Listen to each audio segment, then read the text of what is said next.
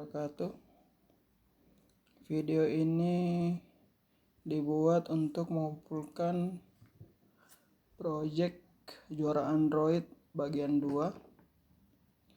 Oke, langsung saja. Pada kali ini saya membuat aplikasi Juragan Sembako, di mana tujuannya ini untuk membantu para pedagang sembako skala kecil untuk sistem penjualan kasir ala kasir sederhana dan melakukan pencatatan juga terhadap transaksinya. Misalnya nantinya akan ada berapa terigu biasa yang laku di bagian transaksi, perharinya itu berapa. Selain itu juga nanti akan ada sistem saldo.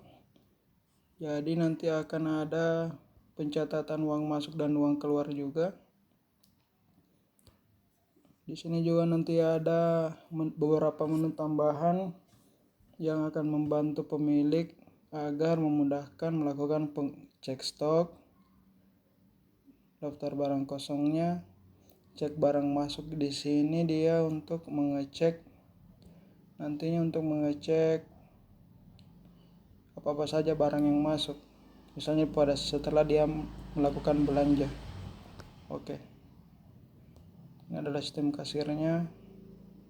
Semoga aplikasinya dapat selesai dan bermanfaat. Terima kasih.